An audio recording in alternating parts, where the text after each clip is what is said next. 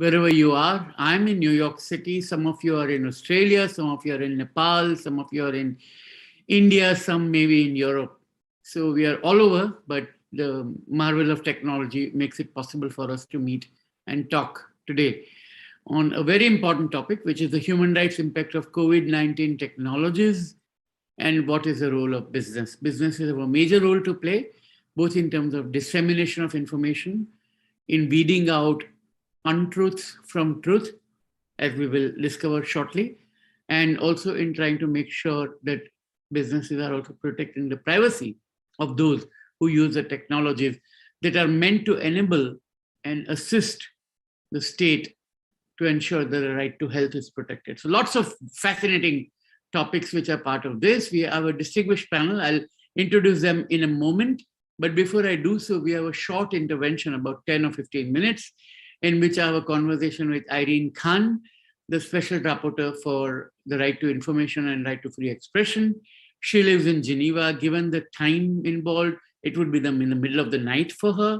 So we chose to record the conversation. So I request Rohini to play the conversation first, and then I'll revert to our conversation as we have planned with my three very distinguished, very qualified panelists. Thank you. Rohini, over to you.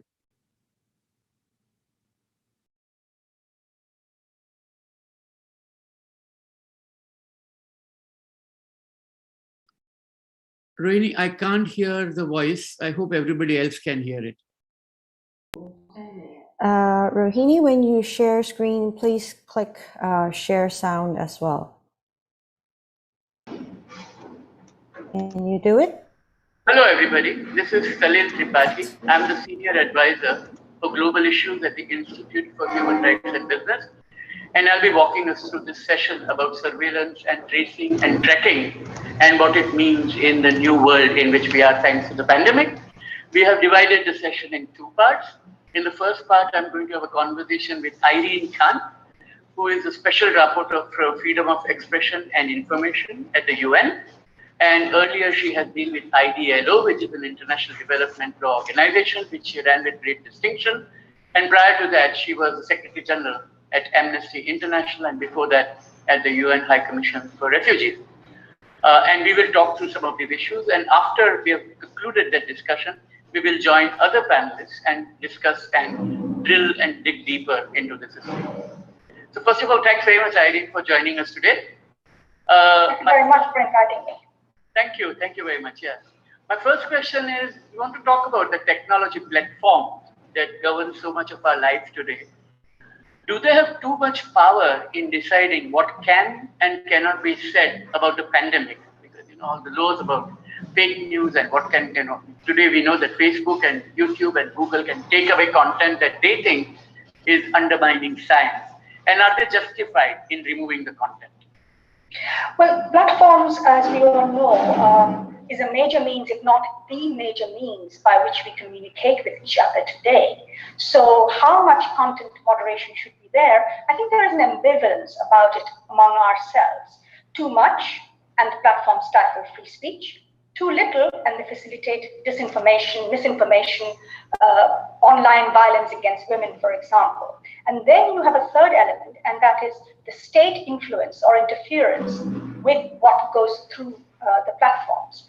So I think the concept of freedom of information on the platform is a myth. User control is a myth. There is considerable content curation that takes place, content moderation that takes place, perhaps even content manipulation that takes place, thanks to the ad-driven business model that tries to keep us engaged on platforms. And therefore, that raises, how do you balance control and moderation against our ability to communicate freely? And I think the key issue, there are a couple of key issues that we need to focus on, rather than looking at whether too little or too much. One is transparency. What is actually happening? How is the information being manipulated?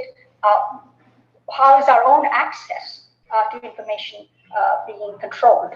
And second are, what standards are the platforms using to moderate content? Very often, as private companies, they have their own rules. And the message that has come from my mandate, for example, the work of my predecessor, David Kay, and now myself, is companies must use human rights standards when they look at content moderation.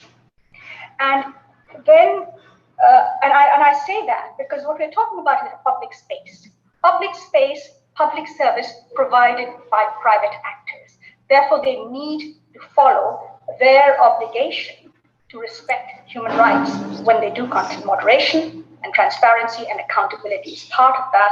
And they must ensure, of course, remedies for individuals whose post may, for example, be removed, so that people know what has happened and people can then appeal it. Right. Now, you raised this issue of human rights standard, which is very important for the next question that I'm coming to, that one of the things that has come about, thanks to the spread of the pandemic, is surveillance. People want to know who may be infected and where they are going and who they are meeting. Human rights law is, of course, derogable, which means there are parts of it which can be suspended at certain times. So is surveillance ever justified under human rights law? Well, surveillance has huge impact on several rights: right to privacy, freedom of expression, peaceful assembly, family life, even right to health. In the COVID-19 context, we've seen that. And technology means that surveillance is no longer limited by space or duration. So it's a very risky world in which we are living.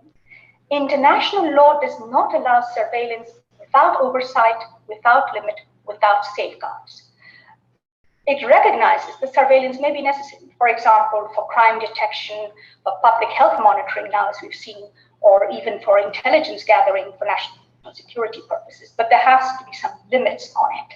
And so it cannot be, surveillance cannot be arbitrary or unlawful. And the principles that have been laid down is of legality, necessity, and proportionality. That it must be lawful under international law, not simply national law. It must have a legitimate aim, and it must be proportionate and necessary to achieve that legitimate aim, whether it is public health or national security or public order.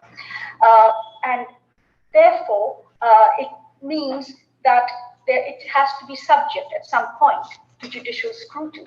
There must be some rules set out clearly that bind the state to it.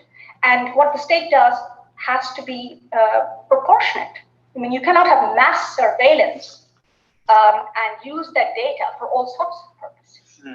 So those are the sort of what I would call guardrails that international law puts on states. Yeah, and I suppose the proportionality also includes time-bound nature and region-bound nature, because that's where it becomes problematic.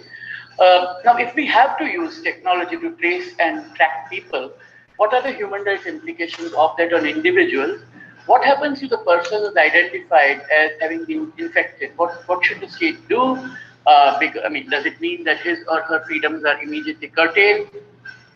Well, I think, first of all, the state has to ensure some degree of data protection. You know, if the person is infected, then who needs to know? And what does the individual need to know? So there is the issue of data protection. It becomes very important. Secondly, protecting the individual against discrimination.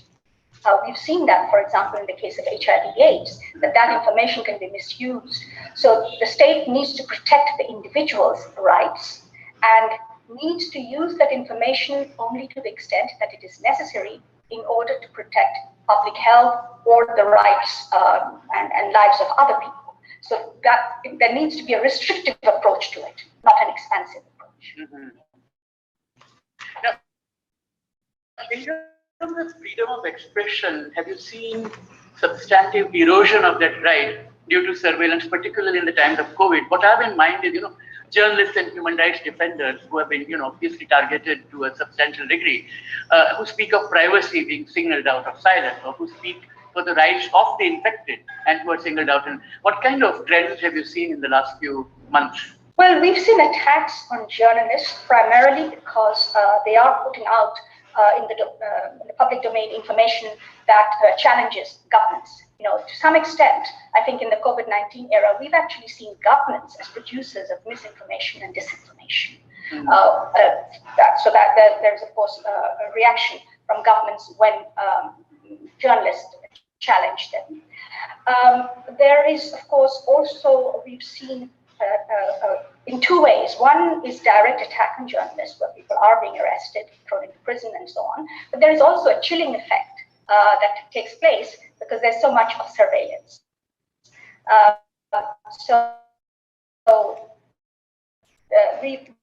We've seen at a time when COVID-19 really demands to understand what's happening. We've actually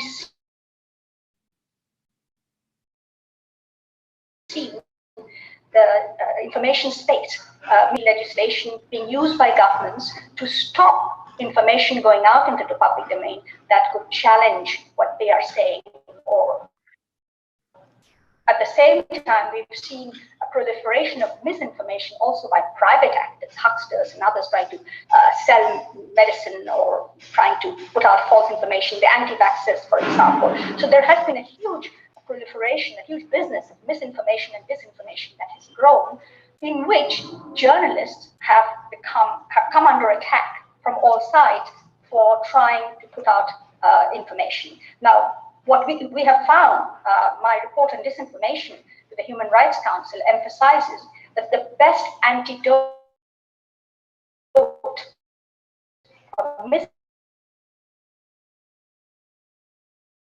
misinformation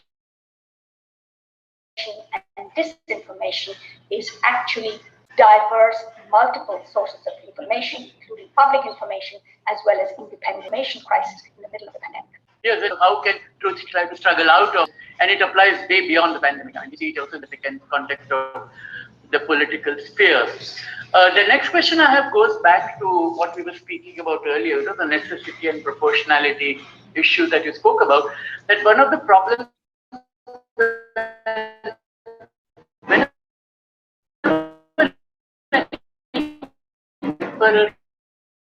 measures invoke suspend human. It's hard to get rid of those provisions. We know that from 9/11 when we were colleagues at Amnesty, and I remember very well, you were warning us that these things will get codified into hard law. So can there be sunset clauses that can be built to stop the use of such technologies when they're no longer needed? Or do you believe that technology, once it is there, people will think of newer uses of it? And are we in a kind of new normal which is beyond what we can predict? Well, stopping technology is a little bit like King Canute asking the waves to stop, because innovation will continue and there will be other types of spin-offs from the technology that has been created. But there is a responsibility on the state to regulate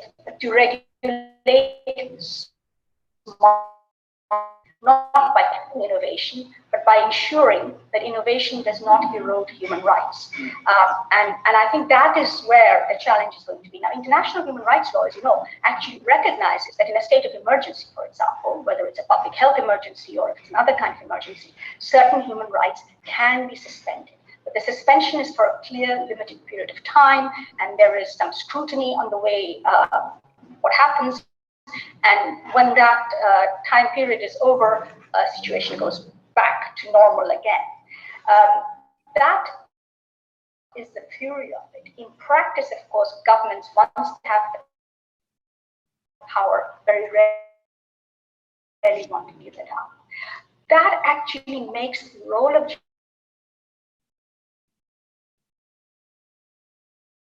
journalists, the role of civil society, the role of human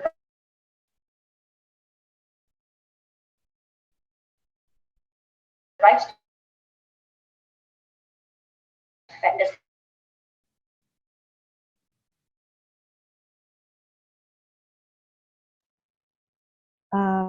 I think we have lost the sound of the video.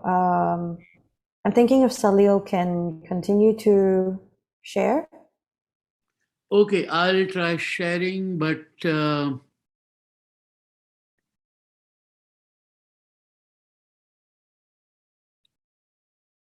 if you want me to, if you could do it, because what minute are we on? I'm not exactly sure what time slot we are at the moment. Yeah. Can you do it? Just give me sure. 15 seconds. Let me try. We have to be vigilant Can you stop sharing, Rohini? And let me know how many minutes. I've got my quick time on, so I can do it if you want me to. If you can tell me where to start, yeah. Yeah, where to start? Rohini, can you tell us? Rohini, are you here? For example, COVID-19, if I'm positive, I don't have a duty to tell you. However, you do have remedies under national law. Oh, shit. This is at the end if I of were the to hurt video. you, damage you, you can sue me. You can, and that happens all the time. For example, in defamation cases, it can happen in other ways in which I infect you. There is jurisprudence there. So it's the national system under which that protection of your right can be enforced. And if then I would disclose. So it becomes, what we're talking here, you have the legal issue. Now, how many individuals are going to go? I think that is where the challenge is. International human rights law, as you know, actually recognizes that in a state of emergency, for example, whether it's a public health emergency or another kind of emergency, that can be Rohini, can you stop yours? I think I'm able to share mine. Call for each other. And that sense of needs, it's a question of solidarity. This is somebody's, this was being played back from somebody's mic. I don't know why. Okay, I think I have forcefully stopped it. Sorry, can you tell me how many minutes? Okay, are you sharing? I think I'm starting at the 11th minute. We have 4 minutes left, so let me start with that. Let me see if this works. Okay. The suspension is for a clear, limited period of time, and there is some scrutiny on the way what happens. And when that time period is over, a situation goes back to normal again. That is the theory of it. In practice, of course, governments, once they have the power, very rarely want to give it up. That actually makes the role of journalists, the role of civil society, the role of human rights defenders extremely important. We have to be vigilant and we have to keep pressing to ensure that governments do not see this as an excuse to jettison human rights. Right. And my final question actually is again a leap in the dark. I mean, I know nothing about it, but you can help me think it through. And which is what happens when we move from the public sphere to the private sphere.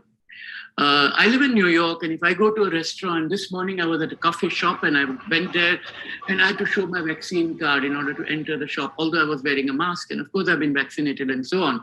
But my question is, a business has a right to ask that of me because the state gives it that right. What happens with individuals? One of the reasons is that one of the reasons for the surveillance is to isolate those who are infected by the virus. Do healthy individuals have the right to know, as part of the right of information, about who they are meeting and what that might mean to them? What happens when two individuals meet? Is there a need for protocol? It's a very decency and courtesy, yeah.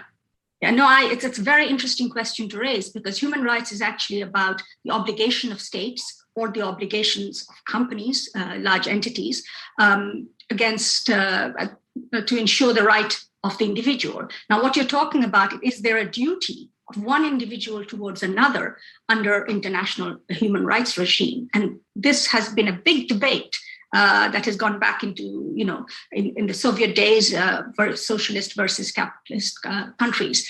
If you have a right, I don't have a duty to tell you what, if I am in some way, if I have, for example, COVID-19, if I'm positive, I don't have a duty to tell you. However, you do have remedies under national law.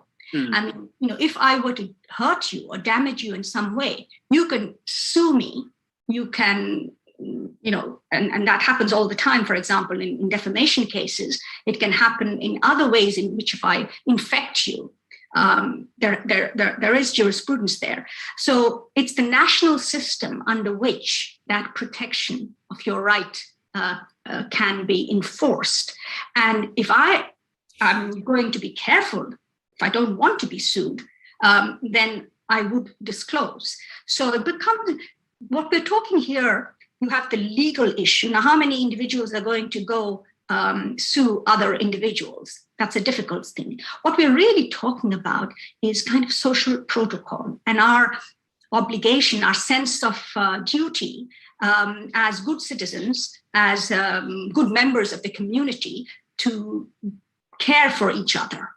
And that sense of community needs, it's a question of solidarity there rather than of law.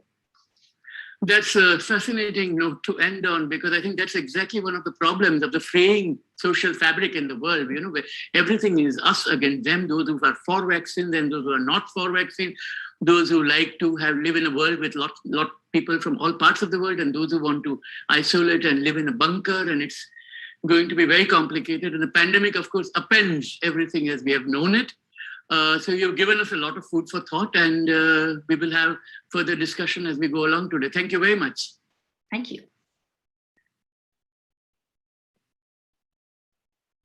Okay, sorry about the glitches, and I hope you were able to get the bulk and the gist of it.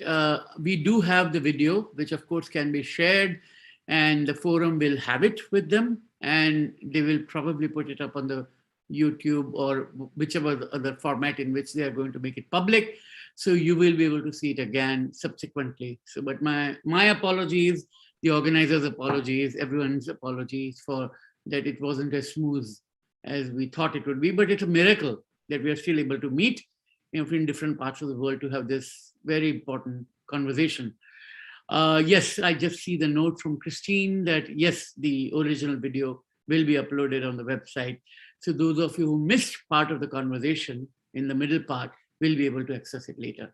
But now to turn to my very, very distinguished panel. I've got Graham Greenleaf all the way from Sydney, who teaches privacy law. He's an expert on privacy, internet issues, and human rights. And he's going to talk us through some of his concerns about what is the role of the state, what is the role of the corporation. We have Manisha Dogra, who is based in Singapore. Right now, she's not in Singapore, but she will be there soon. And she is going to speak about representing as a director of sustainability in a very dynamic region, Asia Pacific, for Telenor, the company from Norway, which has operations in several countries in the Asia Pacific region, providing connectivity, which is so vital for right to information, right to free expression, and right to knowledge about where we are and where we're going. And finally, we have Rohini Lakshane, who is an independent researcher based out of India. She has, actually, she and I collaborated quite closely on a report that we are publishing later in the year on investigating and exploring apps from 11 countries which trace and track individuals using phone-based systems, try to figure out who is infected and who's not, and what the state should do about it. But as with all these systems, excellent on paper, but lots of questions that are raised.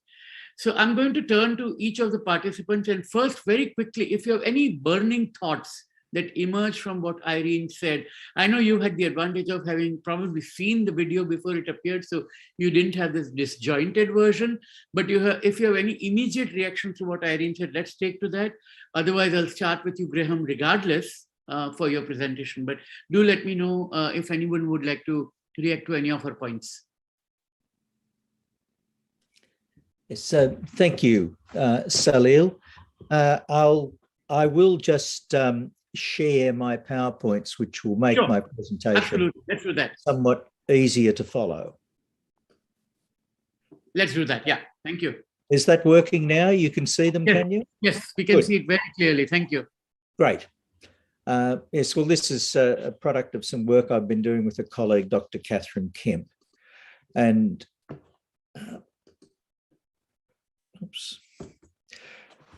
the starting point here is that as the COVID-19 pandemic develops and responses to its control develop, forms of COVID data surveillance are multiplying. And I've listed a number of them there that are operating in Australia at present, or just about to operate, and the different technologies that they employ. So COVID surveillance, as I'd call it, is changing rapidly. But all of these examples of COVID surveillance are the sort of emergency measures involving the suspension of normal civil liberties that we're used to. But as Irene was suggesting, these emergency measures do not mean that all human rights protections are to be abandoned. In fact, the gist of our argument is that if you have the suspension of normal civil liberties and human rights, you have to have increased legal protections, not the abandonment of them. And what we'd suggest is that there are legislative protections which can be based on common principles for all types of COVID surveillance. And that's the sort of legislation that we need to see being adopted by countries around the world as the COVID surveillance mechanisms change. And I'll mention two in particular. One is the COVID Safe Act in Australia, which was designed to regulate proximity tracking using Bluetooth, and the EU's COVID status certificates. Now, there are two very desirable protective principles, but often in these particular circumstances of COVID-19, it's almost impossible to get governments to agree to them. The first is that there be voluntary measures with no compulsion. And the second is that there be no central database accumulating data, that should be avoided wherever possible. But what we'd say is that even if you can't achieve those two desirable protections, other protections are possible. And in this set of slides, we've given some details of 10 different protections that ought to be available for all types of COVID surveillance. And in the time available, I'll only be able to mention a few of those. The first, we think, is to put the controls, the legislative controls, within the jurisdiction's existing data privacy law, because these protections build on top of the normal data privacy law protections. And that occurred in Australia with its COVID Safe Act, which is in fact Part 8A of our Privacy Act. Second principle is that wherever possible, guarantees should be added to avoid unjustifiable discrimination against particular sets of people. So, for example, with the EU's digital COVID certificates, 100 million euros was provided by the EU to subsidise European states in providing affordable COVID testing. A further principle is to define, legislation should define the authorised uses of what we can call COVID data. And in the Australian example, all uses of COVID app data are illegal, involving potential 5-year jail sentence, unless explicitly permitted by the legislation. And the legislation basically says you can use this data for contact tracing and nothing else whatsoever. And that principle is backed up by further anti-coercion provisions, which are not aimed directly at the COVID app data, but rather making it an offence to require people to download the app or to present their phone and show that they have the app installed, or to be limited in getting some benefit unless they can show the app has been installed. So just about every possible use of the COVID Safe app that could be used to coerce people to be involved in that system was included in the legislation. I'll just mention a couple of other of these principles. This one, an ongoing deletion program, is because, as Irene said, surveillance systems are very rarely undone once they're developed. But one thing you can do in setting up a system is require the ongoing deletion of data immediately it is stopped being of use. So in the Australian case, logs were, on the COVID Safe app, logs were automatically deleted from phones after 21 days. And with QR code tracking in Australia, most of our states require deletion of data after 28 days. But also, as Irene mentioned, a desirable quality is to have a legislated sunset clause for the whole system.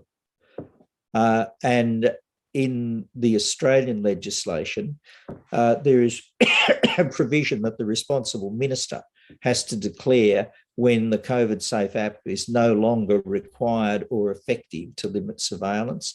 And at that point, all aspects of the central database have to be destroyed, including all app data. Another method of sunset clauses is in the EU's digital certificates, where the regulation that's legally established them will simply cease to apply after 30 June next year, unless it's renewed by European law. So all of those things are valuable. And finally, Irene mentioned the importance of transparency. And where systems are developed which clearly do pose long-term dangers to our human rights, it's necessary that they be as transparent as possible. So in the COVID Safe app case, the source code for the app was eventually released for the individual phone part of the source code, but other aspects were not very transparent. At any rate, I hope I've now given you an idea of the sort of things that can be legislatively introduced in relation to all types of COVID surveillance. Thank you.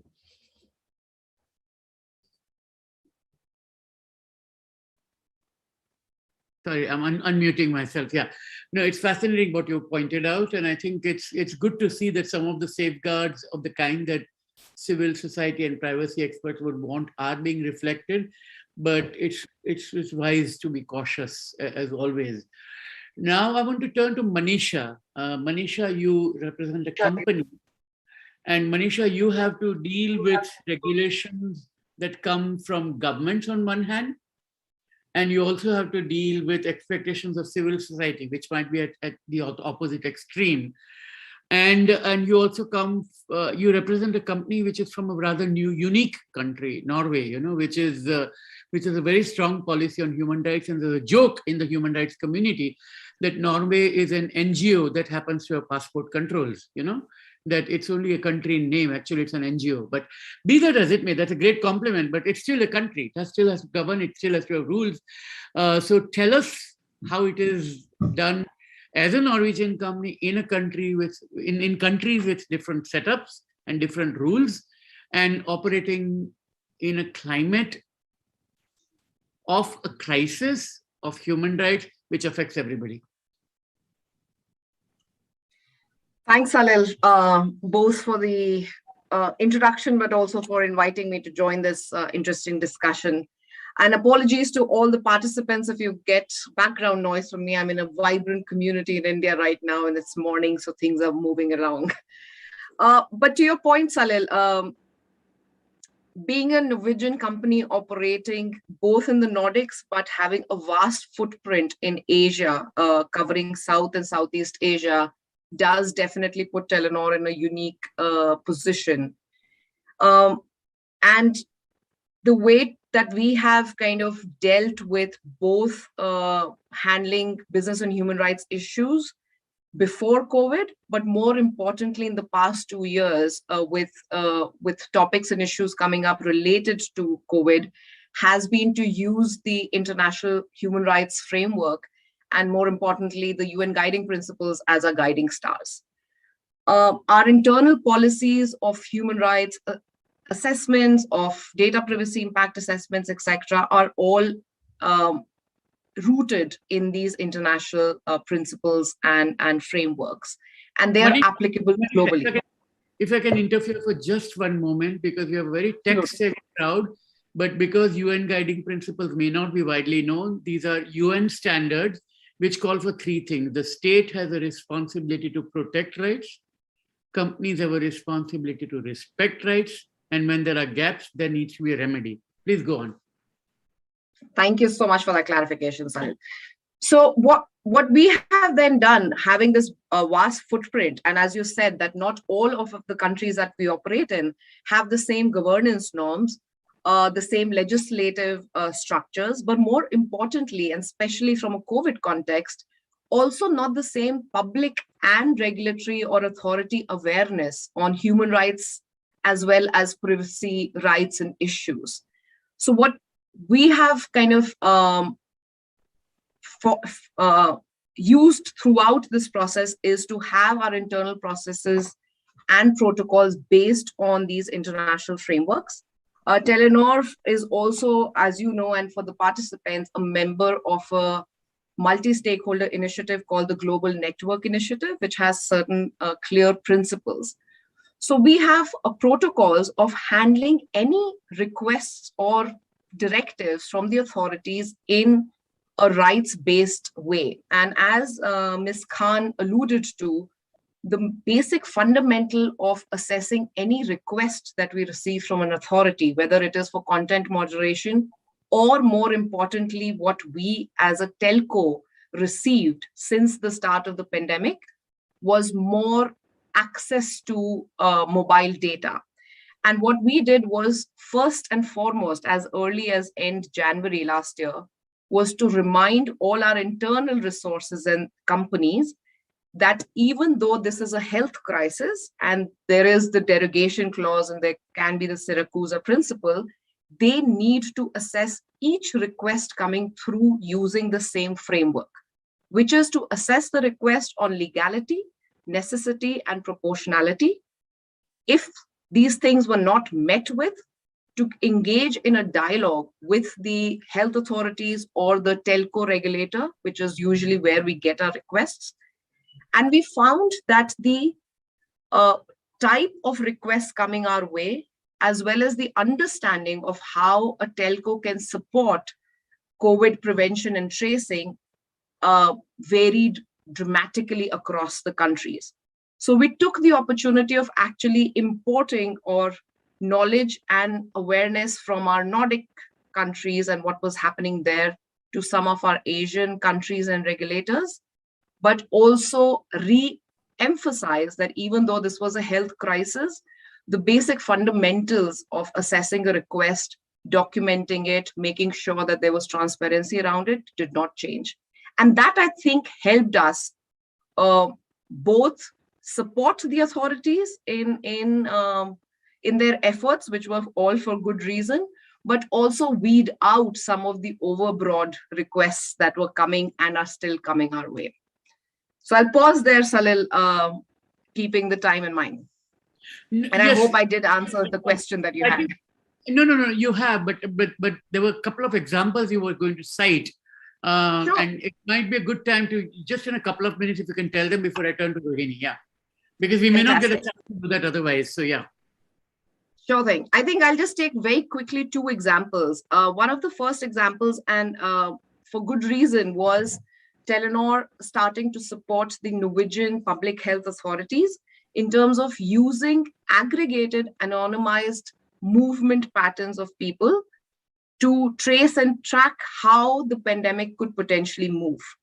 This data and this data modeling was also then used as part of the EU Joint Research Center as early as first quarter of last year and helped tremendously the authorities in planning both the movement control orders, but also preparing for the health authorities to have beds available or staff available basis what the pattern of movement of people would be.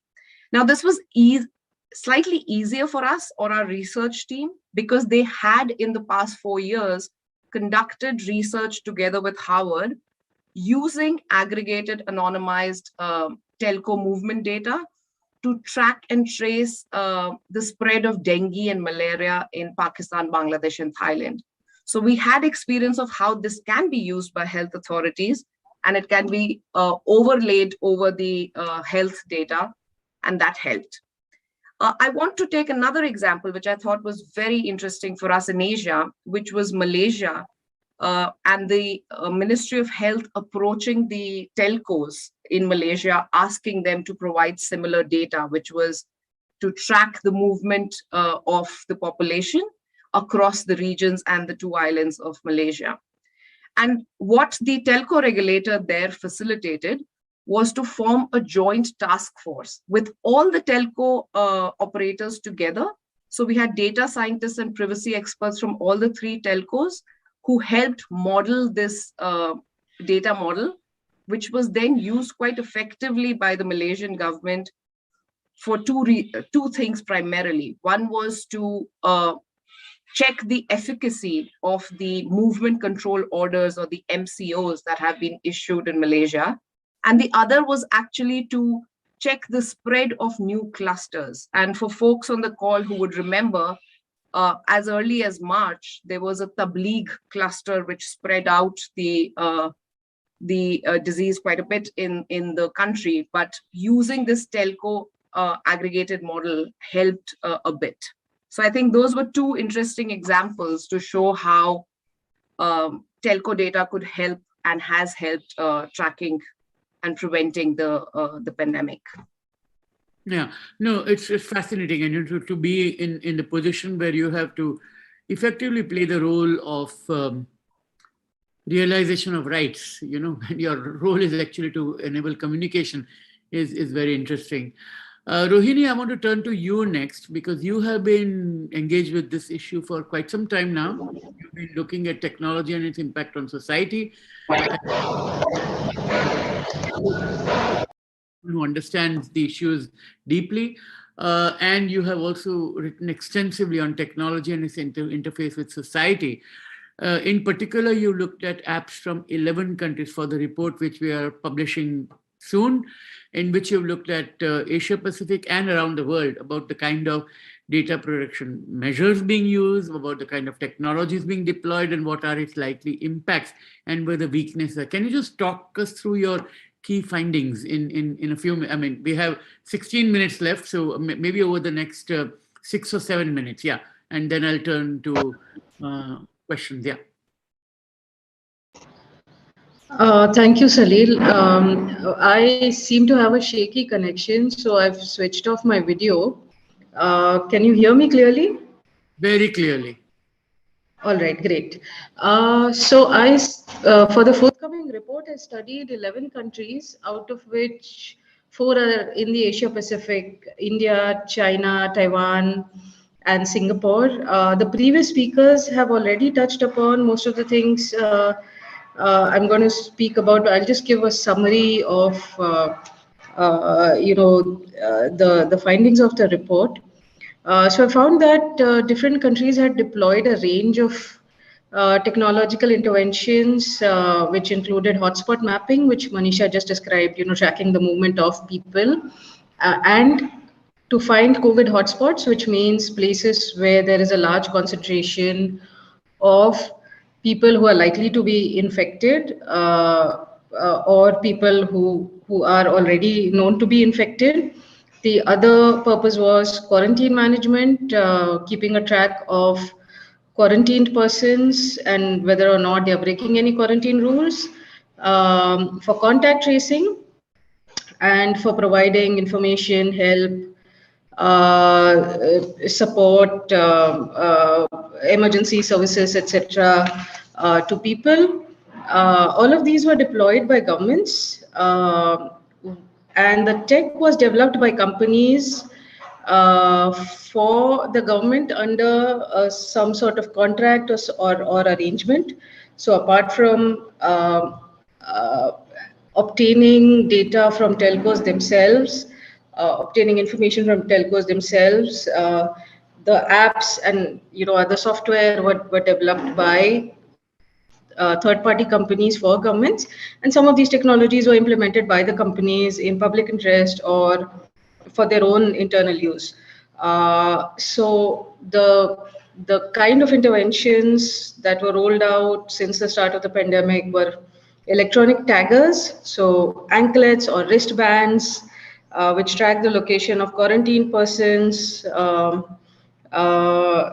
and in some instances used for tracking movements, such as ensuring social distancing or hand washing practices, tracking the mobile phone location for quarantine management or hotspot mapping. So tracking the location of individual phones in different places. For hotspot mapping, it is some countries prefer to have anonymous aggregated data. Whereas for quarantine management, this is a very intrusive measure where they were trying to track the location of individual users who was supposed to be under quarantine, but the granularity of the geolocation of a mobile phone, which is obtained from mobile towers, does not particularly help in this respect to track where a certain person is going with their phones. Another intervention was video surveillance via camera networks, and these surveillance was carried out via, in some cases, face recognition software and fever detection systems. So this infrastructure was already in place, where there are mass surveillance camera networks across the city or any other location, and they were already linked to face recognition software. So the claim is that they were checking if the people are wearing masks or if there is some, a quarantine person is out and about. And the other claim was that there is thermal imaging happening via the cameras, which will help with fever detection. And apps for quarantine management, contact tracing, providing information and services. Now, these apps had many of these apps had overarching permissions that were not necessary for the stated purpose of the app, which was either to make sure to figure out if someone had come in contact with a person who was likely to be infected, or to make sure that they were not breaking quarantine rules. And in the absence of a data protection law in some of these countries and specific privacy policies for the apps and other tech interventions, some of these technologies at the back end are technologies for controlling and preventing crime or other security threats. In light of these facts, the scope and opportunity for abuse is tremendous, and this is especially likely to affect vulnerable and at-risk populations and demographics.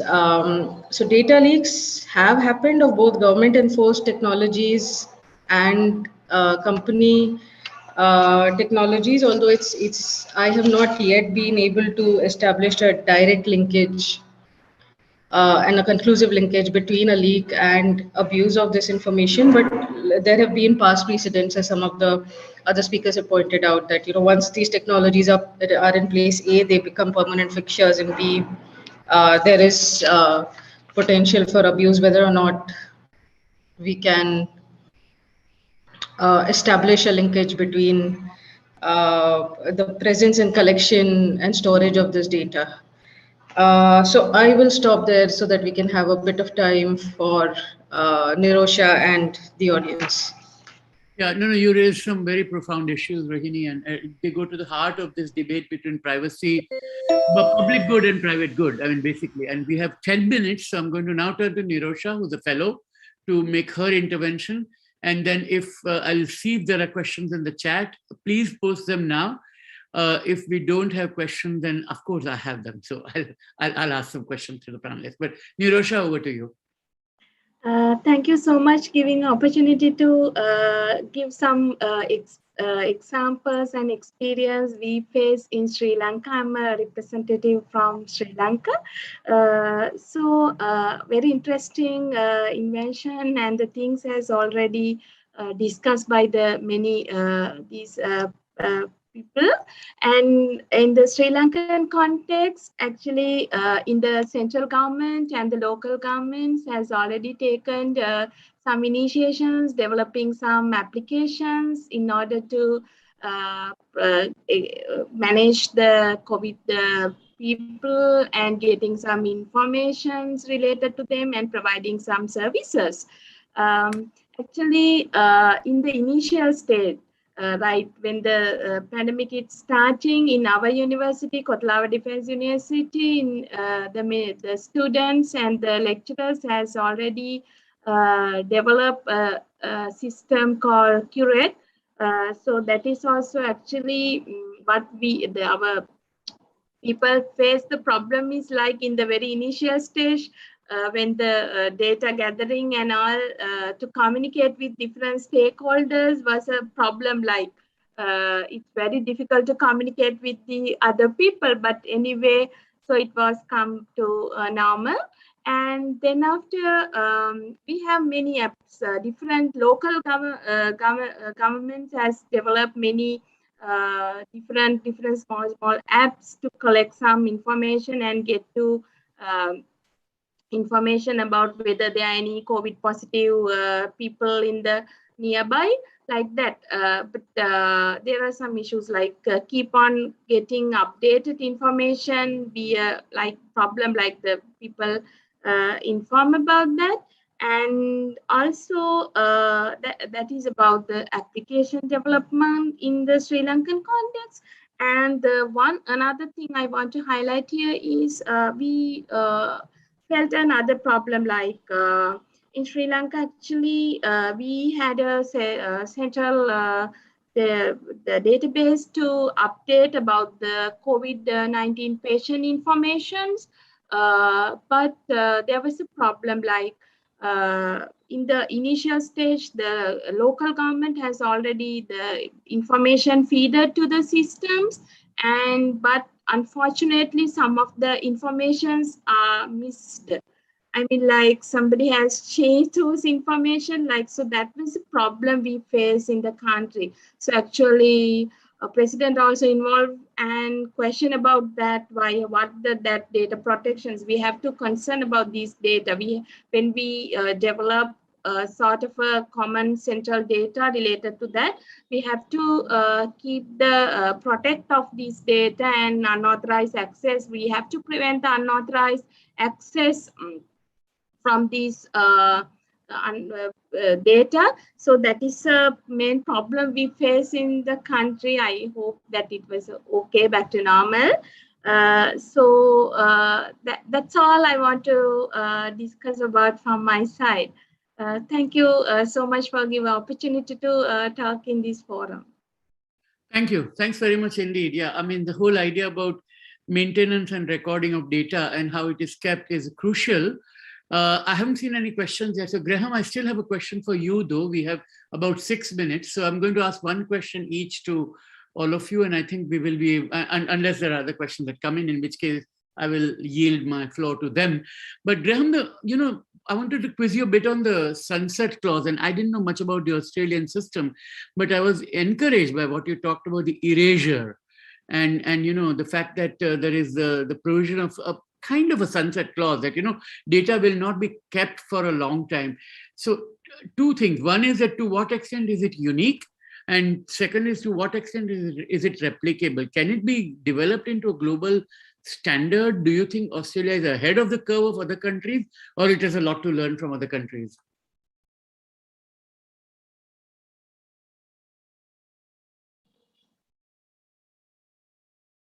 Graham? Right. Better. Yeah, I'm back on now. Yeah. I don't think there's any reason for it to be unique, Salil. In the COVID Safe Act, the minister is supposed to declare when the utility of the app is finished, when it's no longer of any use. And then at that point, the whole system is legislatively required to be destroyed, and all retained data, equipment, everything. The problem is that there is no objective way to get the minister to make such a declaration. Right. In our view, there should be something like the Privacy Commissioner should be able to make an assessment and provide information to the minister, and trigger the minister making a declaration in that way. But that hasn't happened yet. But I think it could be an effective system generally in COVID legislation. The EU, however, has done a much blunter thing and simply provided in the regulation that establishes the COVID passport there that legislation terminates on the 1st of July next year, I think was the date. And so for it to continue, it would have to come back go through the European procedures for making new legislation with the checks and balances involved there. So, no, I think one way or another, sunset clauses are easy enough to devise. Yeah, thank you so much. We have 3 minutes now, and I see that there's a question from Bong Makalalad, and I'm going to read it out in the interest of time. My apologies, Bong, to any of the panelists, but I think it's appropriate for Manisha. We have focused too much on the surveillance aspect, but less on the human rights impact of where business could have had a role. And Manisha, you can look at it from both angles, positive and negative roles in this regard. I wish to hear about business getting involved and how. What are the proactive steps you think, I'm now paraphrasing and building on the question, what are the proactive steps you think can responsible companies take, bearing in mind the UN guiding principles and GNI, to play a more meaningful and constructive role? Sure. Thanks, Bong and Salil, for that. I think the fundamental piece here is for businesses, and whether they're businesses who are developing these apps and technologies that we've all spoken about, whether these are businesses like ours, which are then facilitating these tracing, tracking, etc. Pieces, or businesses that are operating in geographies that are impacted with the health crisis and subsequent economic impact. The fundamental is to do a human rights impact assessment and figure out what it is that you can contribute to reduce that impact.